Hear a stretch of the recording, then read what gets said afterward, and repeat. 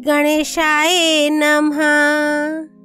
ओम श्री जगदम्बिकाय नमः।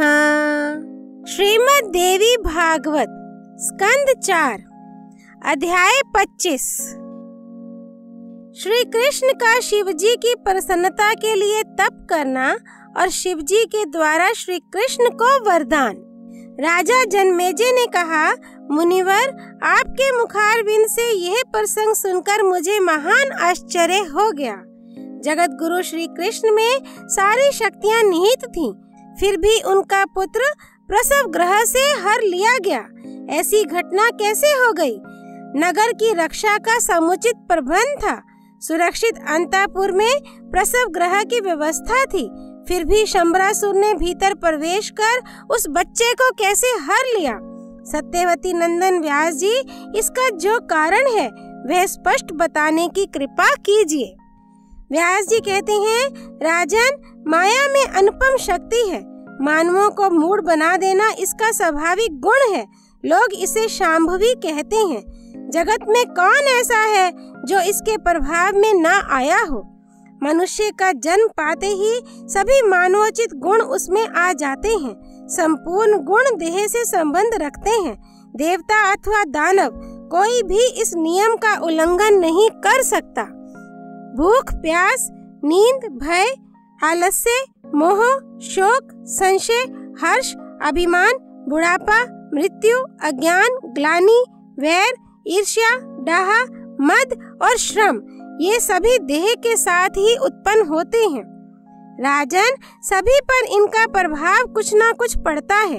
भगवान मानव का शरीर धारण करके धराधाम पर पधारे थे, अतः उन्होंने भी मानव लीला के लिए सभी मानवोचित कार्य संपन्न किए। इस विषय में अन्यथा विचार अवांछनीय है। पहले कंस के भय से भगवान गोकुल पधारे, कुछ दिनों के बाद जरासंध से भयभीत होकर द्वारका चले गए, फिर उन्होंने रुक्मिणी को हर लिया।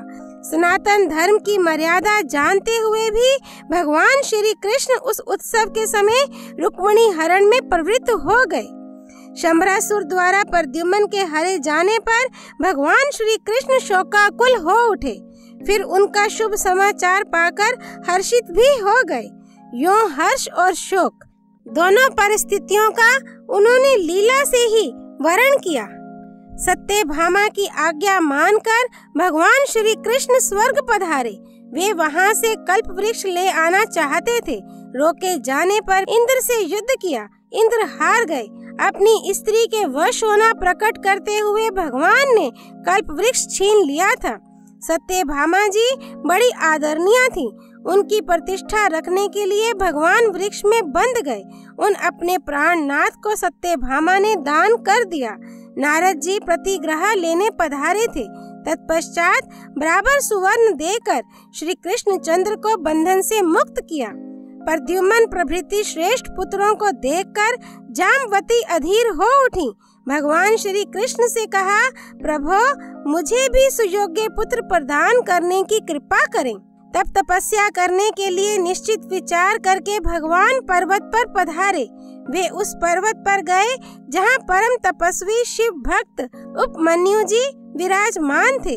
पुत्राभिलाषी भगवान श्री कृष्ण ने उन महाभाग मुनि को गुरु बनाकर उनसे शैवी दीक्षा ग्रहण की और वहीं रहकर कठिन तपस्या आरंभ कर दी। भक्ति पूर्वक तपस्या करने पर छठे महीने में भगवान शंकर प्रसन्न हो गए। सौम्य वेश में पधार कर उन्होंने साक्षात दर्शन दिए। उस समय द्वितीया के चंद्रमा को मस्तक पर धारण किए हुए भूत भावन भगवान शंकर बैल की सवारी पर वहां पधारे थे। भगवान शंकर ने महामना श्री कृष्ण को संबोधित करते हुए कहा, यदुकुल को आनंदित करने वाले महामते श्री कृष्ण, मैं तुम्हारी उत्तम तपस्या से प्रसन्न हो गया। तुम अभिलषित वर मांग लो, मैं देने को तैयार हूँ। मेरा सामने आ जाना संपूर्ण कामनाओं की सिद्धि का सूचक है। अब कोई भी मनोरथ शेष नहीं रह सकता। व्यास जी कहते हैं, अत्यंत प्रसन्न होकर सामने पधारे हुए उन भगवान शंकर को देखकर देवकी नंदन महाभाग श्री कृष्ण दंड की भांति उनके चरणों पर प्रेम पूर्वक पड़ गए। फिर मेघ के समान गंभीर वाणी से उन्होंने भगवान शंकर की स्तुति की। व्यास जी कहते हैं, भगवान श्री कृष्ण अपना मनोभाव व्यक्त कर रहे थे। अभी बात समाप्त नहीं हुई थी कि भगवान शंकर ने उत्तर देना आरंभ कर दिया। शत्रुसूदन श्री कृष्ण, तुम्हें बहुत से पुत्र होंगे, 16,050 तुम्हारी स्त्रियां होंगी, प्रत्येक स्त्री से 10-10 बालक होंगे, सब में असीम बल होगा। यूं कहकर प्रियदर्शन भगवान शंकर चुप हो गए। महाभाग श्री कृष्ण हाथ जोड़े खड़े थे। भगवती पार्वती उनसे कहने लगी, महाबाहो श्री कृष्ण, इस जगत में मानवों के सिरमौर बनकर तुम विराजमान रहोगे। उच्च श्रेणी की गृहस्थी में तुम्हारा वास होगा। जनार्दन 100 वर्षों तक सुखमय जीवन व्यतीत करने के पश्चात ब्राह्मण एवं गांधारी के शाप से तुम्हारे कुल का संहार हो जाएगा। शाप के प्रभाव से विवेक नष्ट हो जाने के कारण तुम्हारे सभी पुत्र सम्रांगण में उपस्थित होकर आपस में ही लड़कर मर मिटेंगे। साथ ही अन्य संपूर्ण यादवों की भी सत्ता नष्ट हो जाएगी। तुम भी अपने भाई बलराम के साथ अपने धाम में पधार जाओगे। प्रभु, ये आगे का कार्यक्रम पहले से निर्धारित है। इस विषय को लेकर कभी चिंतित नहीं होना चाहिए। व्यास जी कहते हैं, इस प्रकार कहकर भगवान शंकर उमा एवं देव वृंद के साथ अंतर्धान हो गए। भगवान श्री कृष्ण ने भी मुनिवर उपमन्यु को प्रणाम करके द्वारका के लिए प्रस्थान किया। माया पर ब्रह्म स्वरूपिणी है। इन भगवती योग माया के हृदय में कभी विषमता एवं निर्दयता का बीज अंकुरित नहीं हो पाता। प्राणियों की रक्षा के लिए ही इनके सारे प्रयत्न निरंतर चालू रहते हैं। यदि इस चराचर जगत की सृष्टि करने में ये आलस्य कर जाएं, तो सारा संसार जड़ बन जाएगा। अतएव भगवती योग माया संसारी प्राणियों पर कृपा करके ही उनकी रचना करती और उन्हें कर्मशील बनाने के लिए उत्तेजित करने में निरंतर संलग्न रहती हैं। देवता और दानव सभी पर माया की गहरी छाप पड़ी है। सभी उसी की अधीनता में रहकर व्यवहार करते हैं। केवल एक भगवती भुवनेश्वरी ही ऐसी हैं जिन पर किसी का शासन लागू नहीं होता।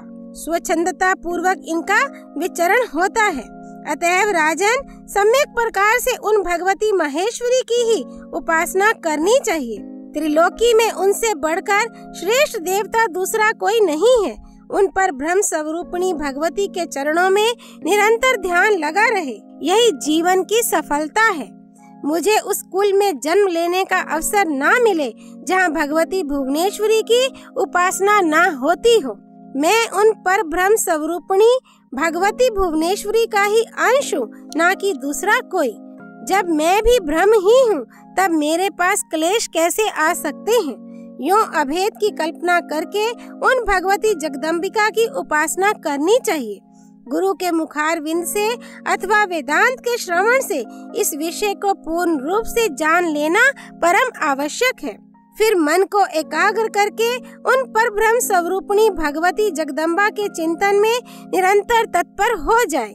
इस उपासना के प्रभाव से प्राणी शीघ्र ही जग जंजाल से मुक्त हो जाता है, अन्यथा करोड़ों कर्म करने से भी मुक्ति नहीं मिल सकती। निर्मल अंतःकरण वाले श्वेताश्वतर प्रभृति समस्त ऋषिगण उन्हीं पर ब्रह्म स्वरूपिणी भगवती का हृदय में साक्षात्कार करके संसार के बंधन से मुक्त हुए हैं। वे भगवती सच्चिदानंद स्वरूपिणी हैं। सभी मुख्य देवता उन्हीं की आराधना करते हैं। निष्पाप राजन, प्रपंच के ताप से भयभीत होकर तुमने जो पूछा था उसका समाधान कर दिया। अब तुम क्या सुनना चाहते हो? राजन, मेरा कहा हुआ ये उपाख्यान सर्वोत्तम स्थान रखता है। ये अत्यंत अद्भुत, परम पावन, सनातन एवं संपूर्ण पापों का नाशक है। वेद प्रणीत इस पुराण को जो बड़भागी पुरुष सुनता है, उसके समस्त पाप नष्ट हो जाते हैं और वह भगवती के परम धाम में चला जाता है। अध्याय 25 संपूर्ण। स्कंद 4 संपूर्ण। भगवान उमा शंकर की जय। परब्रह्म स्वरूपिणी भगवती भुवनेश्वरी की जय। श्री भगवती देवी अर्पणा।